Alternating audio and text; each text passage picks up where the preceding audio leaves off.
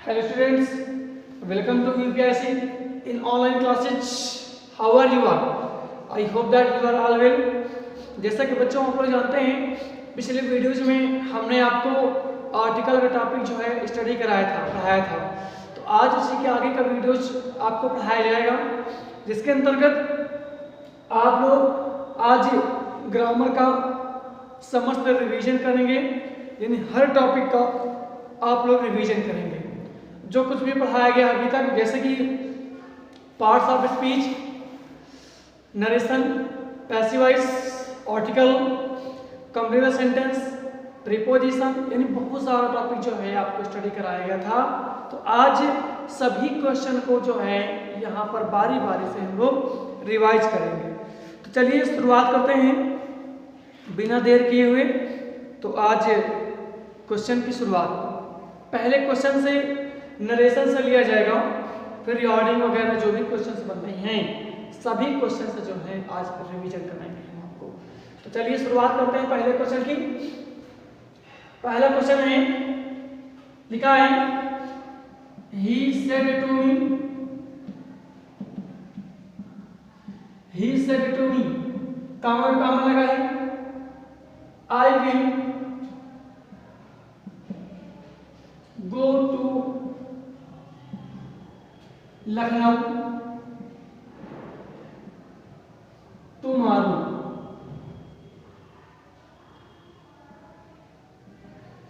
He said to me, I will go to Lucknow tomorrow।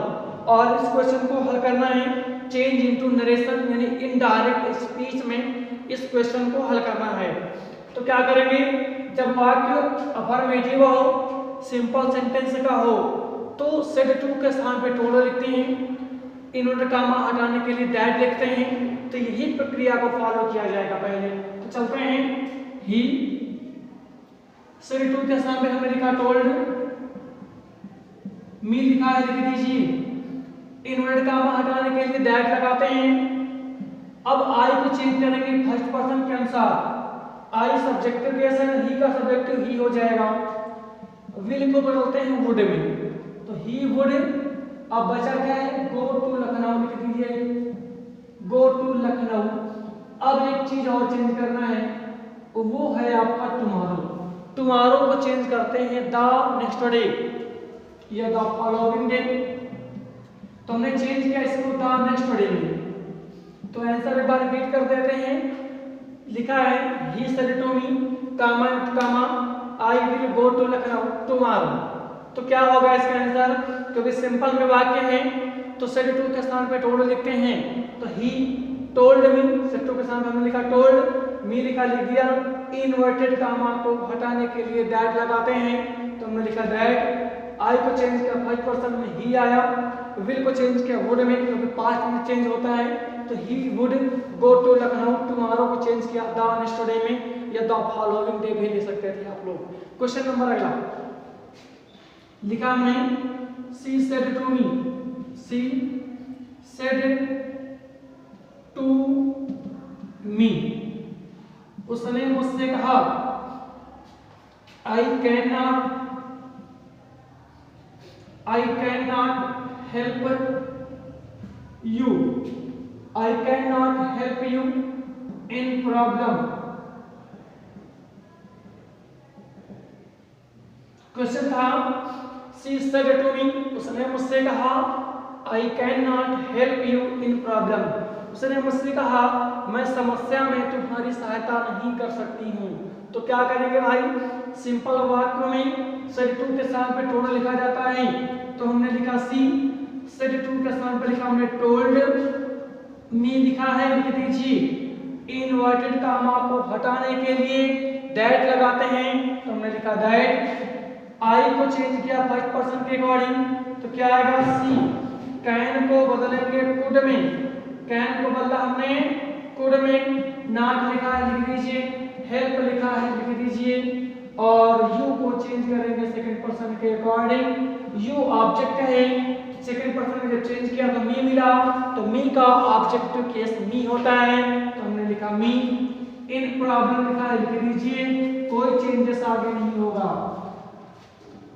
तो एक बार फिर से रिपीट करा रहे हैं। सी लिखा लिख दिया, सेट टू के स्थान पर हमने लिखा टोल्ड, मी लिखा लिख दीजिए।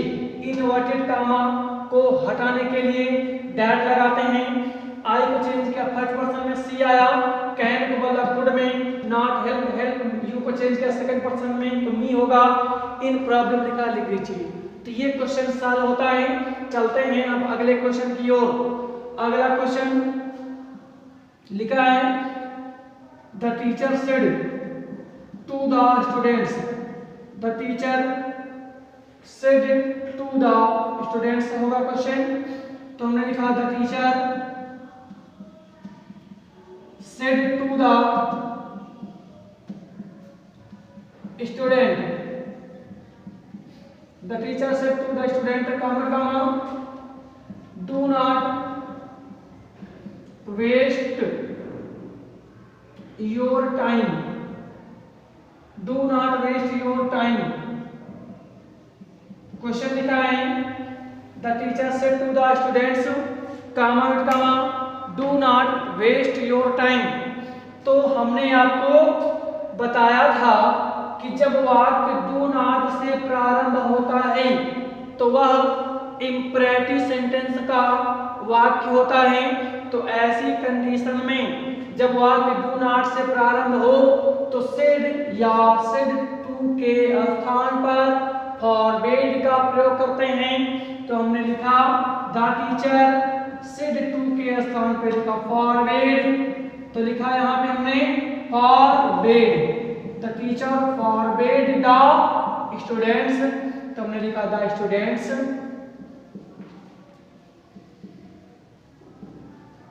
The teacher forward the students. अब इन्वर्टेड कामा हटाने के लिए यहाँ पर टू का प्रयोग किया जाता है, क्योंकि इंपरेटिव सेंटेंस में इन्वर्टेड कामा को हटाने के लिए टू लगाते हैं। तो हमने लिखा टू। अब डू नॉट को हटा देंगे, अब बचा क्या है, वेस्ट लिख दीजिए। योर चेंज करेंगे सेकंड पर्सन के अकॉर्डिंग, चेंज किया। योर पजेसिव केस है, स्टूडेंट्स माने बहुवचन दे, तो दे का पजेसिव होगा दियर, दे का पजेसिव केस होगा दियर। टाइम लिखा है लिख दीजिए। तो ये क्वेश्चन का भी सॉल्यूशन हुआ। तो हमने लिखा द टीचर, उसके बाद लिखा सेट टू के स्थान पे फॉरवर्ड द स्टूडेंट्स लिखा है, लिख दिया। इन्वर्टेड कामा को हटाने के लिए हमने लिखा टू, तो लिखा गया है टू यहाँ पे। अब क्या करेंगे, वेस्ट लिखेंगे, डू नॉट में हट जाएगा। योर चेंज करेंगे सेकंड पर्सन के अकॉर्डिंग, तो डियर में बदल जाएगा। टाइम लिखा लिख दीजिए। तो चलते हैं अगले क्वेश्चन की ओर। इसको हटाया यहाँ से, अब चलेंगे अगले क्वेश्चन की ओर, जो कि ग्रामर का ही एक पार्ट होगा। जो अब हम यहाँ से क्वेश्चन लेंगे वो पैसिव वॉइस के क्वेश्चंस होंगे। याद रखना है आपको, जो भी क्वेश्चंस होंगे अब पैसिव वॉइस से संबंधित क्वेश्चन लिए जाएंगे। ठीक है, तो चलते हैं अगले क्वेश्चन की ओर, जो कि हमने ये क्वेश्चन पैसिव वॉइस से लिया है। तो अगला क्वेश्चन हमारा यहाँ पर पैसिव वॉइस से, तो क्वेश्चन नंबर 1 है, जैसे लिखा सी बॉट ए कार, उसने एक कार खरीदा। तो चेंज करना है पैसिव वॉइस में, यानी इस क्वेश्चन को पैसिव में बनाना है, बदलना है। तो क्या करेंगे, पैसिव वॉइस में हमने आपको बताया था कि ऑब्जेक्ट को बनाते हैं सब्जेक्ट। तो ए कार फ्लो में आएगा, लिख दिया हमने। अब टेंस के अकॉर्डिंग, क्योंकि ये बाई का सेकंड फॉर्म बाट है, वर्ब का सेकंड फॉर्म होता है, तो पास्ट इंडेफिनिट टेंस में होता है। तो क्या करेंगे, सेकंड फॉर्म होने पर वाज वर्ब का प्रयोग करेंगे। सिंगुलर है इसलिए वाज लगेगा। थर्ड फॉर्म लिखिए बाट ही होगा, क्योंकि सेकंड फॉर्म थर्ड फॉर्म एक ही होता है। अब बाई लिखेंगे, इसके बाद सी का ऑब्जेक्टिव केस हर होता है। तो शुरू में लिखा हमने एक आर, टेंस के अकॉर्डिंग चेंज किया, सेकंड में थर्ड पास्ट में गया, तो वाज वर्ब लगेगा हेल्पिंग वर्ब, तो लिखा वाज। थर्ड फॉर्म लिखिए, बाट ही थर्ड फॉर्म होगा, क्योंकि सेकंड फॉर्म और थर्ड फॉर्म एक ही है बाई का। अब इसके बाद लिखा बाई हमने, सी का ऑब्जेक्टिव केस हर लिखा। एक और क्वेश्चन लिखिए, जिसे लिखा सी हेल्प्ड शी हेल्प्ड मी, उसने मेरी सहायता की, और इसे चेंज करना है पैसिव वॉइस में। तो मी को लगाओगे शुरू में आई, सेकेंड फॉर्म होने पे वाज या वर का प्रयोग करेंगे, लिखा हमने वाज। थर्ड फॉर्म लिख दीजिए हेल्प्ड होगा। अब क्या करेंगे, बाय लिखेंगे ना, तो सी का ऑब्जेक्टिव क्या हो जाएगा, हेल्प। तो ये क्वेश्चन समझ लीजिए फिर से। मी को लाया शुरू में आई, सेकंड फॉर्म है, पास्ट में लगता है तो वाज वर का प्रयोग किया जाएगा, तो वाज लिखा। थर्ड फॉर्म हेल्प्ड हुआ, बाय लिखेंगे, सी का ऑब्जेक्टिव केस हर होगा। तो ये क्वेश्चन भी एंड होता है। चलते हैं अब अगले क्वेश्चन की ओर। अगला क्वेश्चन हमने यहाँ पर कंप्लीट द सेंटेंस से लिया है। तो अगला क्वेश्चन है, देख लीजिए, लिखा है पहला क्वेश्चन कि इफ इट रेन्स, आगे पूरा वाक्य को बनाना है। लिखा है इफ इट रेन्स, यदि वर्षा होती है। इसका अर्थ है, तो हमने बच्चों आपको बताया था कि इफ या व्हेन से शुरू होने वाले वाक्य को प्रेजेंट इंडेफिनिट टेंस में लिखते हैं पहले, बाद वाले सेंटेंस को जो रहेगा उसे फ्यूचर इंडेफिनिट टेंस में लिखते हैं। तो इफ इट रेन्स, यदि वर्षा होती है, यानी आगे जो भी वाक्य हमें बनाना होगा वह फ्यूचर इंडेफिनिट टेंस में बनाना होगा। तो अर्थ बनाइए, इफ इट रेन्स, यदि वर्षा होती है, तो हमारे कामा लगा है, आगे वाक्य बनाएंगे फ्यूचर में, तो आई शैल स्टे एट होम। तो इसका अर्थ निकला, यदि वर्षा होती है तो मैं घर पर रुकूंगा। ठीक है, तो ये क्वेश्चन भी कंप्लीट होता है। अगला क्वेश्चन इसी का है, सेम यानी कंप्लीट द सेंटेंस का है। लिखा है either you are a man, आगे वाक्य कंप्लीट करना है। तो लिखा either you are a man, या तो तुम एक आदमी हो, आगे जो भी वाक्य बनाओगे और उसे पूरा करना होगा।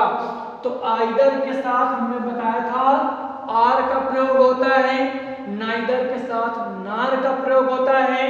तो either you are a man, या तो तुम एक आदमी हो, या माने आर आ वुमेन, या एक औरत हो, यानी आपको ऑप्शनल के हिसाब से बनाना होगा। क्वेश्चन को ध्यान दीजिएगा।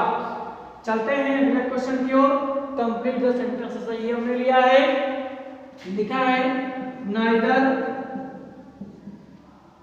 He was a thief, neither he was a thief, ना तो वह एक चोर था। आगे वाक्य को कंप्लीट करना है, तो नाइदर के साथ नार का प्रयोग करते हैं, याद रखिए क्योंकि ये पेयर कंजक्शन है।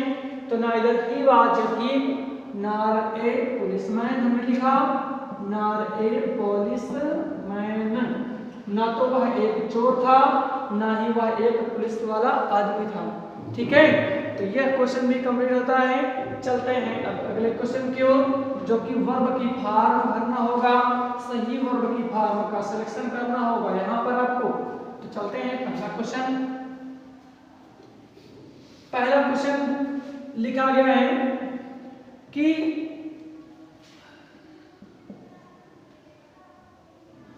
ही bought a car last month, और इसमें फॉर्म दिया गया है बाई, यानी वर्ब की सही फॉर्म का चुनाव करना है।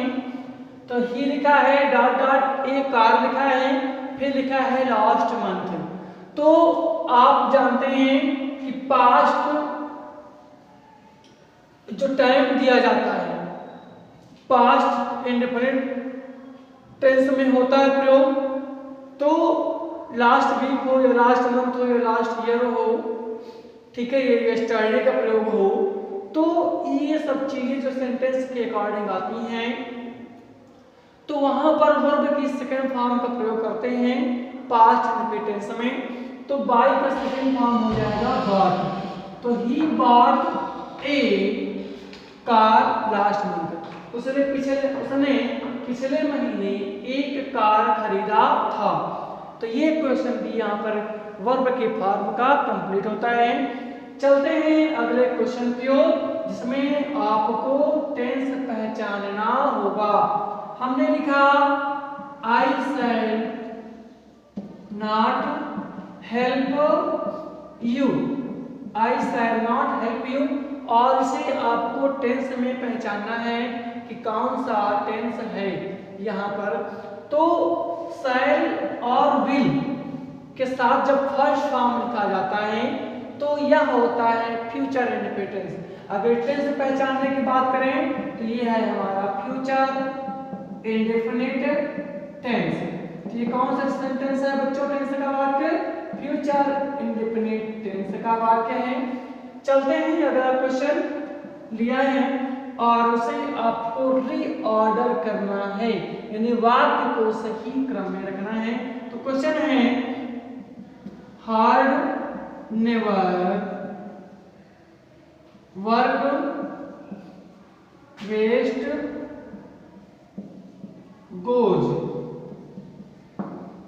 ये क्वेश्चन है और इसे आपको रीऑर्डरिंग करना है। तो लिखा hard never work waste goes, तो क्या होगा? Hard work never goes waste. जब रीऑर्डरिंग करेंगे तो हार्ड वर्क लिखा जाएगा और ये बनेगा सब्जेक्ट। तो hard work never goes waste, यानी कहने का तात्पर्य ये है कि कठिन परिश्रम कभी व्यर्थ नहीं जाता है, यानी कठिन परिश्रम कभी बेकार नहीं जाता है। और इसी क्वेश्चन के साथ आज का टॉपिक जो है कंप्लीट द सेंटेंस से लेकर के पैसिव वॉइस से जो भी लेकर के और टॉपिक रिवीजन कराया है, आप लोग हल करें, समझें, जांचें, परखें।